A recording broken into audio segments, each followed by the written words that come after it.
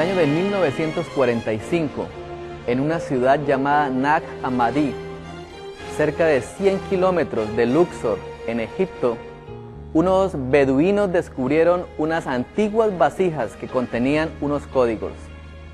Estos códigos fueron conocidos en el mundo como los Evangelios Apócrifos. Al final de los tiempos, la Sagrada Escritura menciona que falsas doctrinas se levantarán en el mundo cristiano que causarán la perdición de muchos seres humanos.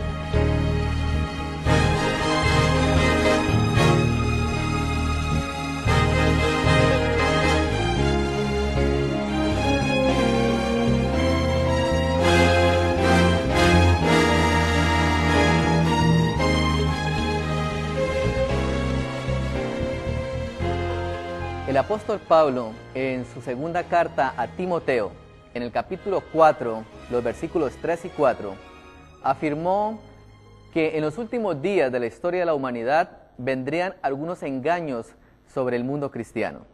Al respecto dice lo siguiente: porque vendrá tiempo cuando no sufrirán la sana doctrina, sino que teniendo comezón de oír, se amontonarán maestros conforme a sus propias concupiscencias y apartarán de la verdad el oído y se volverán a las fábulas. Nada le importa tanto a Satanás como que los hombres duden de lo que él ha estipulado como bueno para los seres humanos. En el libro de Apocalipsis, en el capítulo 22, nuestro Señor Jesucristo hace una advertencia para todos aquellos que han de vivir en los últimos días de la historia de la humanidad. El versículo 18 dice de la siguiente forma: yo testifico a todo aquel que oye las palabras de la profecía de este libro, que si alguno añade a estas cosas, Dios traerá sobre él las plagas que están escritas en este libro. Y que si alguno quita de las palabras de este libro, de esta profecía, Dios también quitará su parte del libro de la vida y de la santa ciudad y de las cosas que están escritas en este libro. Se nos hace una advertencia: no podemos ni agregar ni quitar absolutamente nada de lo que Dios ha estipulado en su palabra. Ha sido siempre el plan de Satanás que los seres humanos traten de llegar al conocimiento que Dios no ha dejado revelado. En el libro de Deuteronomios, en el capítulo 29 y el versículo 29, Dios les dijo al pueblo de Israel en aquel tiempo, y es la misma verdad para nuestro tiempo, que las cosas reveladas son para nosotros, pero que las escondidas son para Dios. Sin embargo, Satanás ha tratado de llegar a la mente del ser humano para explorar un conocimiento que Dios no ha tenido a bien revelarnos. En el Evangelio de Lucas, en el capítulo 4, dice lo siguiente: Jesús, lleno del Espíritu Santo, volvió de Jordán y fue llevado por el Espíritu al desierto durante 40 días y fue tentado por el diablo. Y no comió nada en aquellos días, pasados los cuales tuvo hambre. Entonces el diablo le dijo: si eres el Hijo de Dios, di a estas piedras que se conviertan en pan. Pero Jesús respondiéndole le dijo: escrito está, no solamente de pan vivirá el hombre, sino de toda palabra que sale de la boca de Dios. La defensa que utilizó Jesús ante las tentaciones del enemigo fue siempre con un escrito está.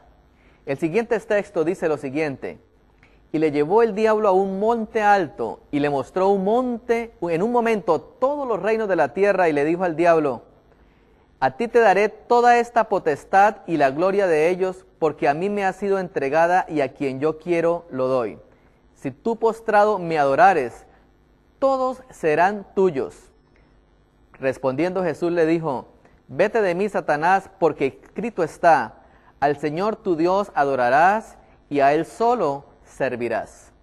Y le llevó a Jerusalén y le puso sobre el pináculo del templo y le dijo, si eres hijo de Dios, échate abajo, porque escrito está, a sus ángeles mandará acerca de ti de que te guarden y en las manos te sostendrán para que no tropieces con tu piedra. Ahora notemos algo interesante acá. Satanás empieza a entender que la defensa de Jesús es con la palabra de Dios y que ante las dos tentaciones previas, Jesús siempre había utilizado la palabra como el medio más eficaz para repeler su tentación. Entonces ahora Satanás, aprovechando esta situación, coge también un escrito está y va a crearle un falso concepto de allí. Jesús nuevamente evita al diablo y le responde de la siguiente forma. Respondiendo Jesús le dijo, también escrito está, no tentarás al Señor tu Dios. Y cuando el diablo hubo acabado toda tentación, se apartó de él por un tiempo. En el mundo actual, Satanás utilizará la misma estrategia que utilizó en el tiempo de Jesús y que fue la misma estrategia utilizada cuando el pecado entró en este mundo. En el libro de Génesis, en el capítulo 3, se encuentra registrada la historia de la caída del hombre. El versículo 1 dice, pero la serpiente era astuta más que todos los animales del campo que Jehová Dios había hecho, la cual dijo a la mujer, con que Dios les ha dicho, no comáis de todo árbol del huerto. Y la mujer respondió a la serpiente, del fruto de los árboles del huerto podemos comer, pero del fruto del árbol que está en medio del huerto de Dios, no comeréis de él, ni le tocaréis, para que no muráis. Cuando Eva recibe la atención de la serpiente, notemos un detalle muy especial en el relato. Dios había dicho en Génesis, el capítulo 2, cuando advirtió al hombre de la posibilidad de que el enemigo apareciera, le dijo de la siguiente forma, en el capítulo 2, dice el versículo 17, mas del árbol de la ciencia del bien y del mal no comerán, porque el día que de él comieres ciertamente morirás. Sin embargo, notamos posteriormente que en el capítulo 3 del libro de Génesis, cuando Eva empieza a hablar con la serpiente, Eva le dice y le responde de la siguiente forma, Dios nos dijo, no comerán y no le tocarán. Dios nunca le había dicho a la mujer que no tocaran el fruto, solamente les dijo que no lo comieran. Ahora, siempre que Satanás trata de llevar al hombre a pensar en cosas que no hizo, aprovecha la oportunidad para sembrar la duda. Y nada desea más Satanás que sembrar la duda en la palabra de Dios. De ahí en adelante, muchos falsos conceptos han sido introducidos en el mundo, porque los seres humanos no leen el contenido de la palabra de Dios. Tal vez una de las primeras doctrinas en los últimos días que han causado que muchos pierdan la fe ha sido la teoría de la evolución. Charles Robert Darwin, un científico británico que nació en el año de 1809, sentó las bases de la moderna teoría evolutiva. Planteó el concepto de que todas las formas de vida se han desarrollado a través de un lento proceso de selección natural. Su trabajo tuvo una influencia decisiva sobre las diferentes disciplinas científicas y sobre el pensamiento del mundo moderno. Darwin publicó su teoría por primera vez en el año de 1858. Ahora, la teoría de Darwin iba en abierta oposición contra el relato creacionista que nosotros encontramos en la Sagrada Escritura. La Biblia menciona que Dios creó los cielos y la tierra en 7 días literales. Hoy en día muchos han tratado de armonizar la teoría de la creación y la teoría de la evolución, haciéndonos pensar que esos días de creación fueron millones y millones de años.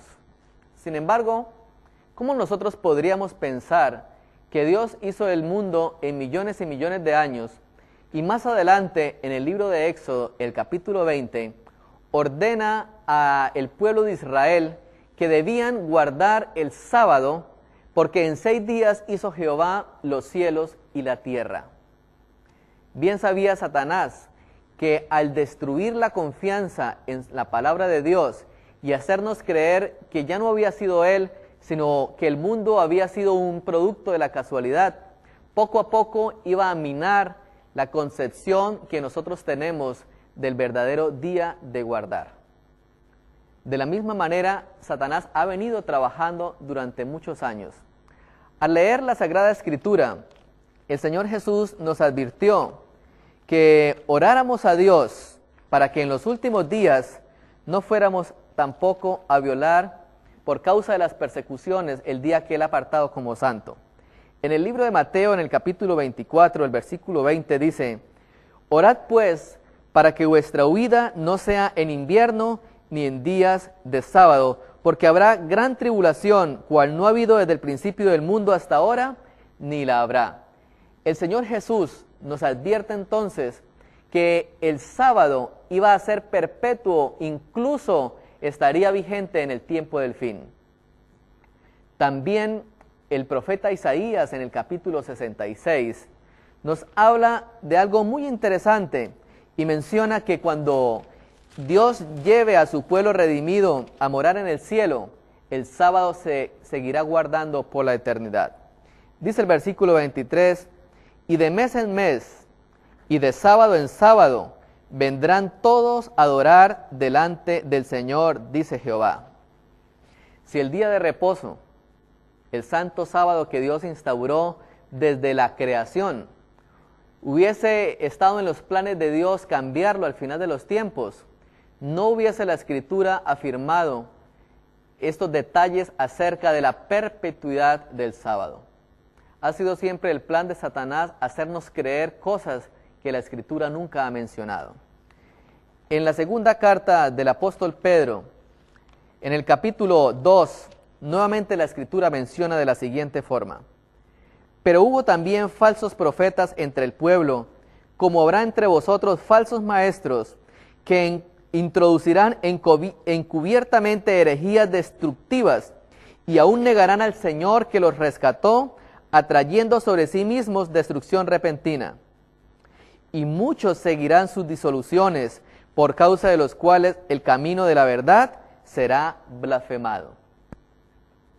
Muchos oirán doctrinas de demonios, falsos maestros al final de los tiempos, y nada le interesa más a Satanás que llevar a miles de personas a la ruina.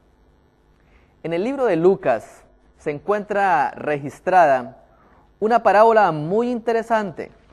Se titula la parábola del rico y Lázaro.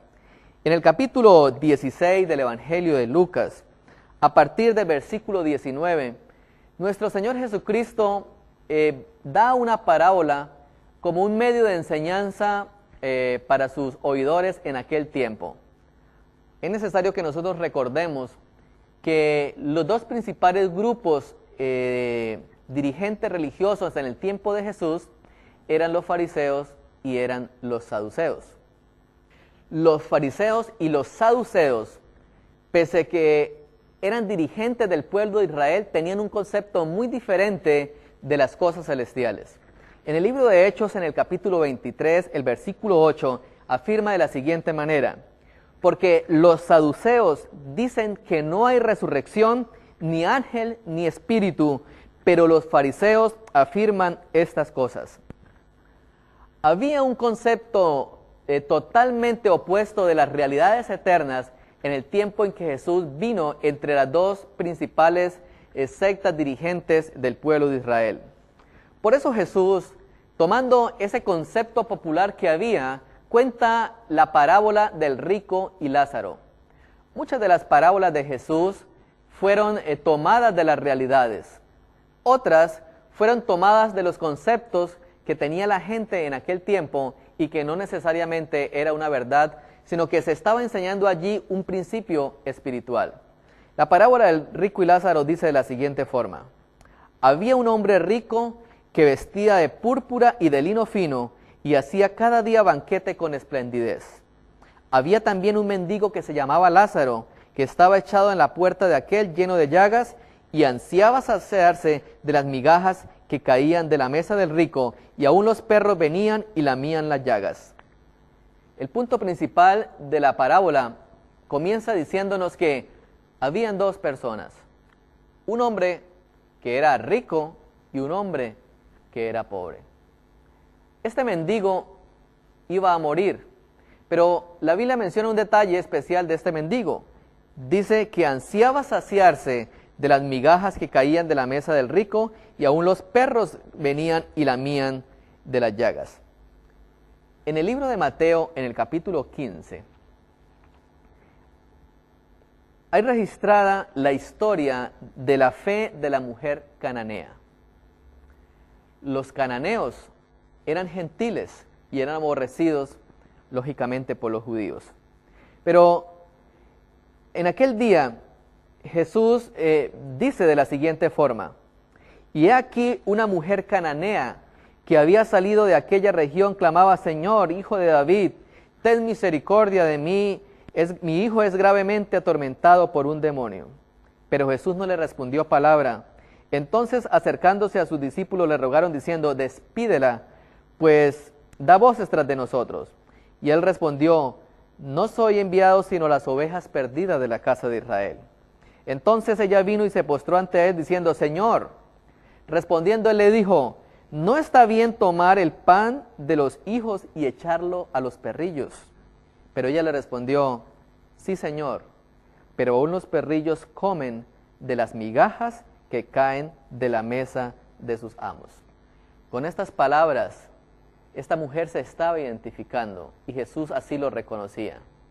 Esa misma expresión fue también utilizada en la parábola de Jesús de rico y Lázaro. El mendigo Lázaro en la parábola que da Jesús representa a los gentiles. Pero el rico tenía unas características también. Dice el versículo 22 de Lucas 16: aconteció que murió el mendigo y fue llevado por los ángeles al seno de Abraham, y murió también el rico y fue sepultado. Y en el Hades alzó sus ojos, estando en tormentos, y vio de lejos a Abraham y a Lázaro en su seno. Entonces él, dando voces, dijo: Padre Abraham, ten misericordia de mí. Note que el hombre rico llama padre a Abraham. Solamente había un pueblo que consideraba que Abraham era su padre, y eran los judíos. Desde ya entendemos entonces que la parábola de rico y Lázaro representa a los judíos y a los gentiles. Y Jesús estaba mostrándoles un propósito especial allí. Continúa diciendo el relato. Versículo 25, pero Abraham le dijo: Hijo, acuérdate que recibiste tus bienes en tu vida y Lázaro también tus males. Pero ahora estés consolado aquí y tú atormentado allá. Además de todo esto, un gran cisma es puesto entre nosotros y vosotros, de manera que los que quisieren pasar de aquí a vosotros no pueden de aquí ni de allá. Entonces le dijo: Padre, te ruego que envíes a la casa de mi padre, porque tengo 5 hermanos, para que les testifique, a fin de que no vengan ellos también a este lugar de tormento. Jesús establece una realidad, que el destino de los seres humanos se definen mientras están en vida. Después de la muerte hay una conversación entre Abraham y Lázaro. Sin embargo, no está diciendo Jesús que esas sean las realidades que hay en el cielo, como si existiera un purgatorio. Jesús está diciendo: miren, la decisión de los seres humanos se toma mientras están vivos. Por eso ahorita que ya estaban muertos era imposible, y Jesús dice: hay un cisma entre usted y nosotros, ya nada puede hacerse aquí. De la misma forma, Jesús continúa el relato y les dice lo siguiente: Abraham les dijo: a Moisés y a los profetas tienen, óiganlos. Él entonces dijo: no, padre Abraham, pero si alguno fuere de entre los muertos, se arrepentirán. Mas Abraham le dijo: si no oyen a Moisés y a los profetas, tampoco se persuadirá, aun si alguno se levantare de los muertos. Jesús le enseña aquí a los discípulos y a la multitud que la única forma de que el ser humano crea es estudiando su palabra. En el libro de Mateo, en el capítulo 27, cuando en el libro de Lucas, en el último capítulo, cuando Jesús resucita y aparece a sus discípulos en el capítulo 24, dice que cuando Él se aparece a los discípulos, empezó a mencionarles lo que de Él decían las Escrituras. Y comenzando desde Moisés y los profetas, le mencionó todo aquello que decían de Él. Moisés y los profetas representan las Escrituras. Y la enseñanza que Jesús da aquí en la parábola del rico y Lázaro es que si el hombre no hace caso de la palabra de Dios, nada, ni siquiera un milagro, lo hará creer. Jesús lo demostró con la resurrección de Lázaro. Al resucitar de manera grande a Lázaro, muchos judíos no creyeron en su ministerio tampoco en aquel día. Por eso, Satanás está empeñado en que nosotros dudemos de la palabra de Dios. En el año de 1945, en Egipto, el mundo cristiano fue revolucionado por un descubrimiento. Unos beduinos descubrieron que en una vasija habían unos pequeños códices. Con el transcurrir de los años, la ciencia descubrió que estos pequeños códices contenían algunos evangelios que hasta ese momento no habían sido conocidos por el mundo. Estos evangelios son conocidos como los evangelios apócrifos. Estos evangelios se clasifican en tres grandes grupos. El primer grupo se conoce como los evangelios de la infancia de Jesús. Y hay allí tres evangelios. El primero de ellos es conocido como el protoevangelio de Santiago. El segundo, el evangelio de Pseudo Tomás. Y el tercero, la historia de José el carpintero y los padres de Jesús. El segundo grupo es conocido como los evangelios de la pasión. Allí se encuentra el evangelio de Nicodemo y el evangelio de Pedro.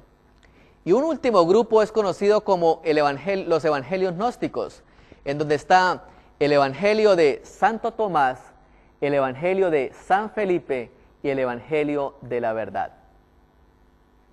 ¿Qué pretendía Satanás con el descubrimiento en estos últimos días de la historia de la humanidad de estos evangelios?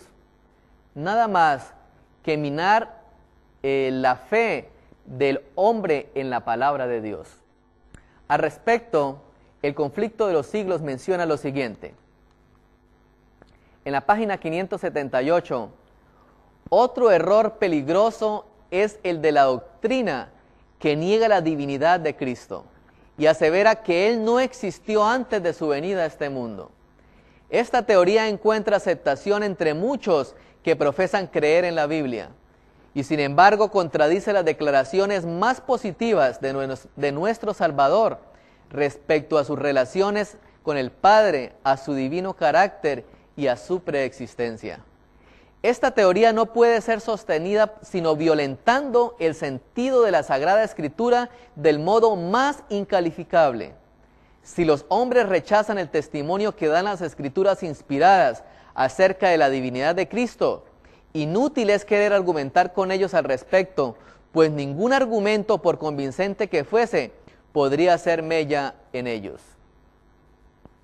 En el año 2006, el mundo fue testigo de cómo los dos principales canales de televisión científicos, como son el History Channel y la National Geographic, dieron a través de sus canales durante mucho tiempo todo un relato de los evangelios apócrifos y el último de los evangelios, que fue conocido como el Evangelio de Judas.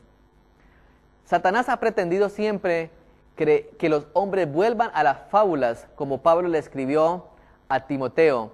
Y siempre el ser humano está inquieto por conocer cosas que Dios no ha revelado.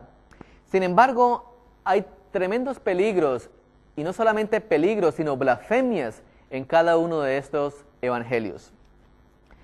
En el Evangelio de Judas, por ejemplo, en los evangelios de la niñez de Jesús, de los evangelios apócrifos, por ejemplo, se relatan algunos hechos que son blasfemias en contra de Dios. Uno de estos evangelios, el Evangelio de Santo Tomás, cuenta lo siguiente acerca de la infancia de Jesús. Una vez vio un pescado salado servido en un plato y le ordenó que volviera a la vida, y el pez salió para nadar en un río cercano. Satanás se burla del poder de Dios y ahora nos hace creer que Jesús en su niñez utilizó este tipo de poderes porque Él era Dios, para jugar y mostrarles a sus compañeritos que Él tenía unos poderes especiales. El Evangelio de Santo Tomás sigue diciendo: en otra ocasión caminó bajo la lluvia sin mojarse. Una tarde tomó lodo de un pozo y moldeó 12 pajarillos, sopló sobre ellos y alzaron el vuelo. Cuando jugaba con un grupo de niños en la azotea de una casa, uno de ellos cayó y murió al instante. Los padres culparon a Jesús de empujarlo, pero Él lo resucitó para aclarar la situación. Es increíble lo que Satanás trata de hacernos ver de la vida de Jesús. La Biblia en ninguno de los evangelios relata detalles de la infancia de Jesús. La infancia de Jesús ha sido velada en la Sagrada Escritura como un propósito de Dios. Solamente en el libro de Lucas, en el capítulo 1, se menciona algo acerca de la niñez de Jesús.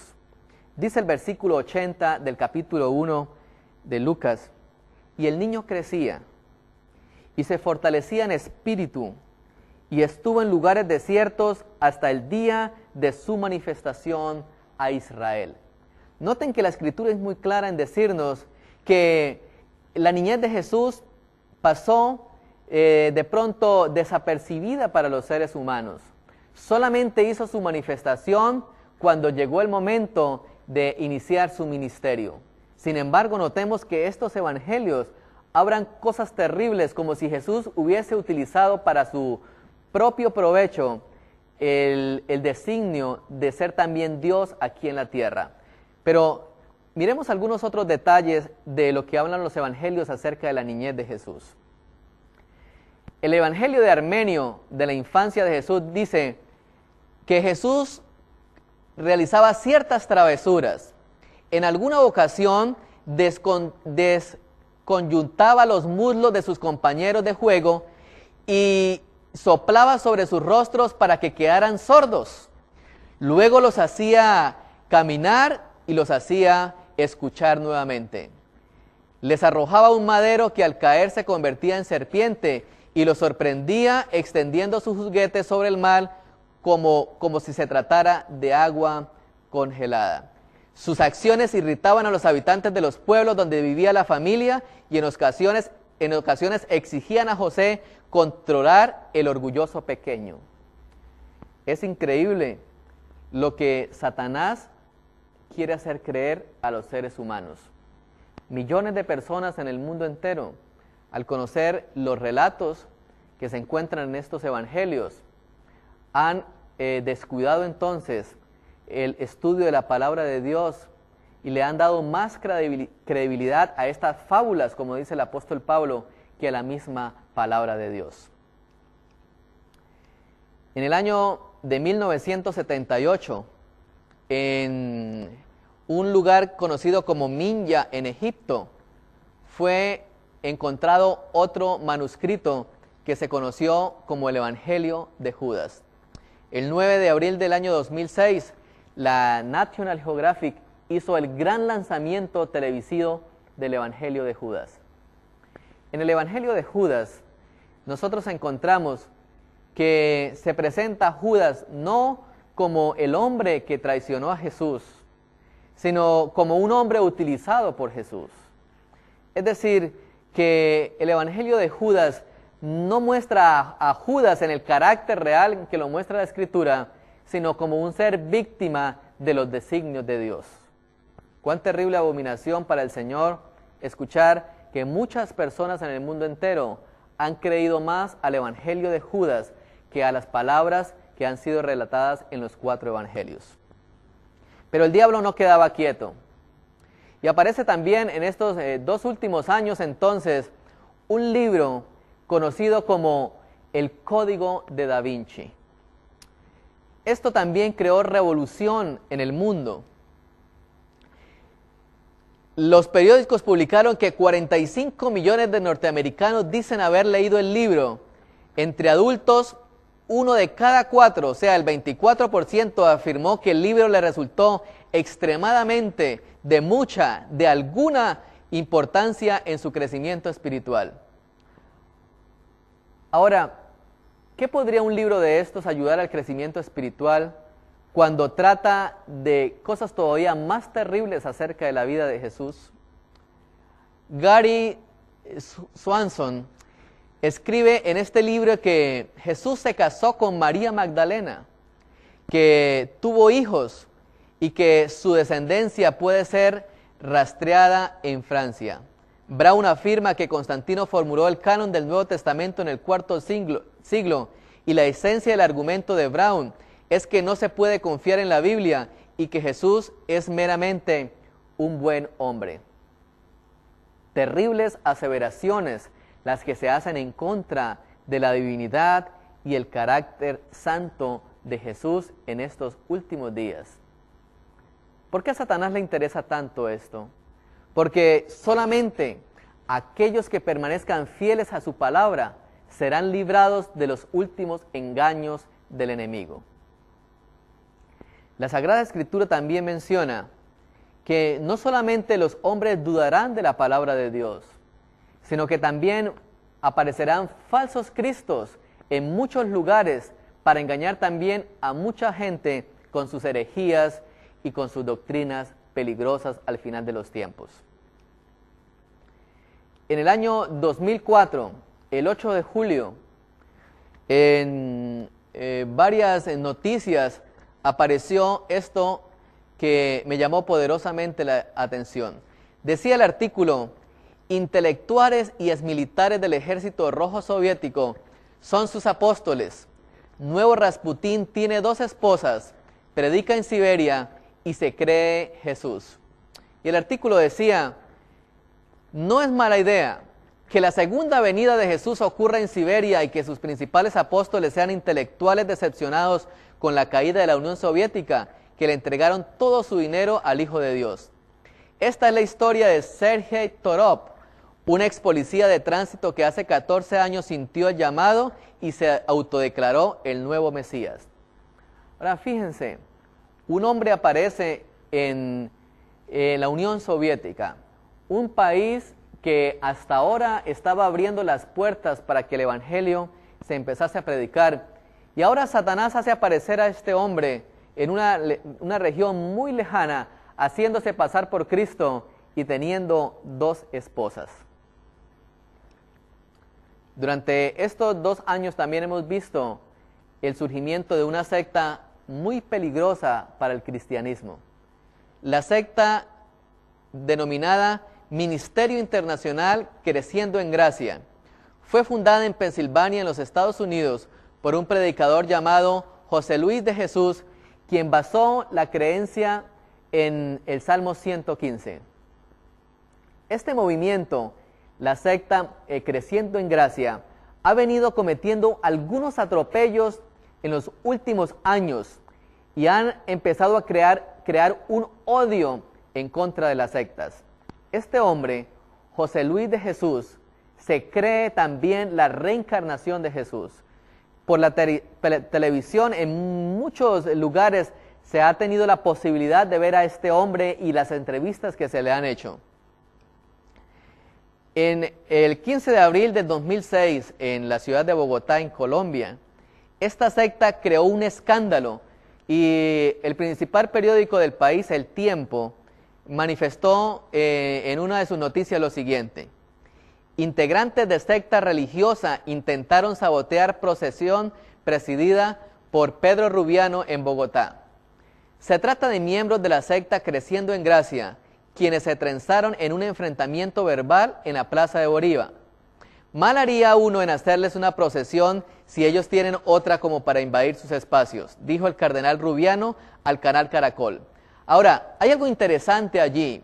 Esta secta basa también sus escritos en el libro de Hebreos, en el capítulo 2, el versículo 14.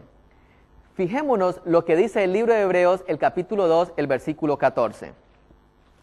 El apóstol Pablo relata allí una verdad muy interesante, pero que ha sido mal interpretada. Dice lo siguiente la palabra del Señor: así que por cuanto los hijos participaron de carne y sangre, él también participó de lo mismo, para destruir por medio de la muerte al que tenía el imperio de la muerte, esto es, al diablo. Una de las principales enseñanzas de esta secta Creciendo en Gracia es que el diablo fue destruido el día en que Jesús murió y que la religión cristiana posteriormente inventó esta mentira para subyugar la mente de sus seguidores. Terrible herejía. No le interesa nada más al Satanás destruir la confianza en la palabra de Dios y hacerle creer que Él no existe. En el año 2005 aparecieron también muchas noticias en donde esta secta está haciendo presencia. El 8 de noviembre del año 2005, en los periódicos decían: Lima, el presidente de la Conferencia Episcopal Peruana, Monseñor Hugo Garayocoa, denunció que la secta fundamentalista Ministerio Internacional Creciendo en Gracia, que hace unos días protagonizó una agresiva manifestación contra la devoción al Señor de los Milagros, forma parte de una campaña desatada contra la Iglesia. Y mencionar el artículo que en Cuba, que en la ciudad de Sula en Honduras y en la ciudad de Cartagena en Colombia, la secta también había hecho muchos espectáculos en contra de la Iglesia Católica. ¿Cuál será el propósito de Satanás con este tipo de manifestaciones en los últimos días? El odio de Satanás será en contra de la Iglesia que guarde los mandamientos de Dios y tenga el espíritu de profecía. En el mundo actual hay una clasificación de las sectas. Y en las sectas religiosas hay unas que están inspiradas en el cristianismo y hay unas que están inspiradas en las religiones orientales. Según la clasificación de las sectas en el actual mundo cristiano, miremos quiénes conforman esas sectas. Están los Testigos de Jehová, la Iglesia de Jesucristo de los Santos de los Últimos Días, los Adventistas del Séptimo Día, los Niños de Dios, la Ciencia Cristiana, la Iglesia de Dios Universal y la Comunidad Cristiana del Espíritu Santo. A los Adventistas del Séptimo Día los colocan al igual que los Testigos de Jehová, que los mormones y que muchas otras sectas que no basan su doctrina en la Sagrada Escritura. Sin embargo, en el libro Maranata, el Señor viene, se menciona lo siguiente: cuando los que honran la ley de Dios hayan sido privados de la protección de las leyes humanas, empezará en varios países un movimiento simultáneo para destruirlos. Conforme vaya acercándose el tiempo señalado en el decreto, el pueblo conspirará para exterminar la secta aborrecida. Se convendrá en dar una noche el golpe decisivo que reducirá completamente al silencio la voz disidente y reprensora. El odio de Satanás será contra esa secta en los últimos días. Será odio universal contra este grupo de personas.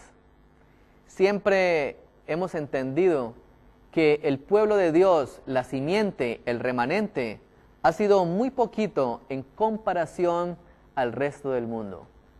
En la historia de David y Goliat vemos reflejado entonces esta lucha que ha existido entre el bien y el mal.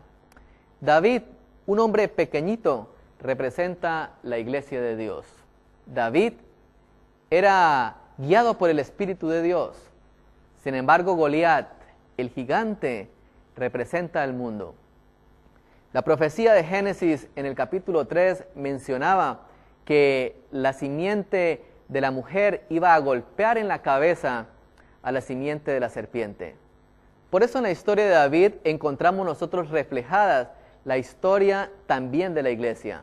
De la manera en que David golpeó en la cabeza a Goliat, de la misma manera la victoria está asegurada para la iglesia en los últimos días de la historia de la humanidad.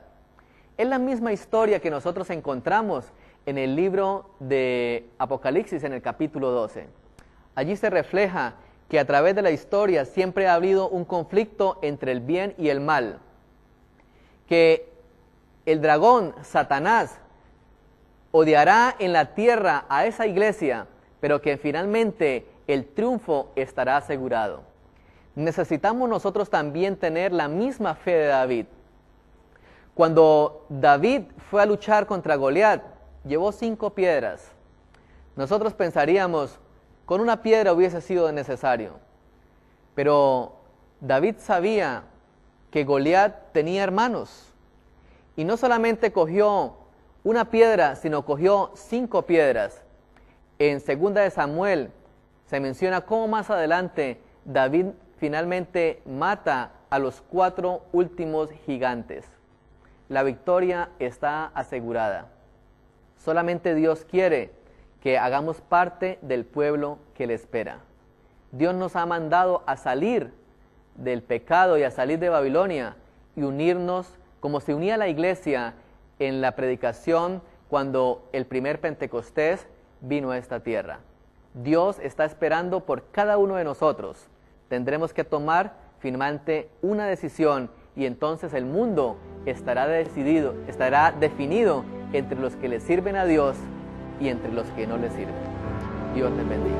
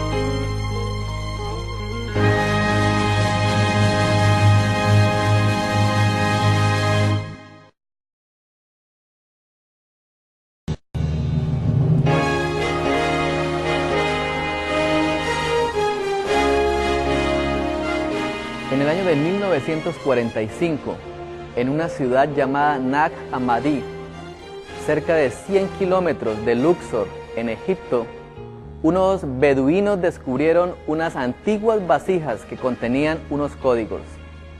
Estos códigos fueron conocidos en el mundo como los evangelios apócrifos.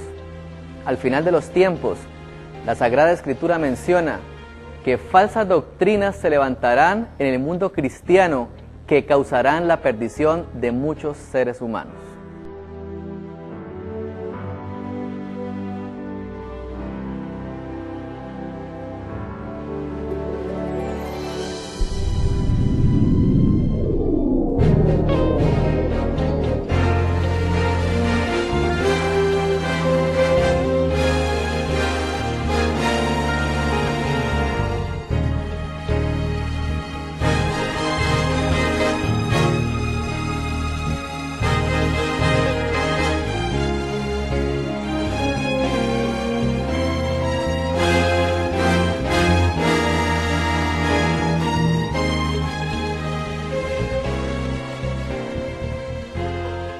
El apóstol Pablo, en su segunda carta a Timoteo, en el capítulo 4, los versículos 3 y 4, afirmó que en los últimos días de la historia de la humanidad vendrían algunos engaños sobre el mundo cristiano. Al respecto dice lo siguiente: porque vendrá tiempo cuando no sufrirán la sana doctrina, sino que teniendo comezón de oír, se amontonarán maestros conforme a sus propias concupiscencias y apartarán de la verdad el oído y se volverán a las fábulas. Nada le importa tanto a Satanás como que los hombres duden de lo que él ha estipulado como bueno para los seres humanos.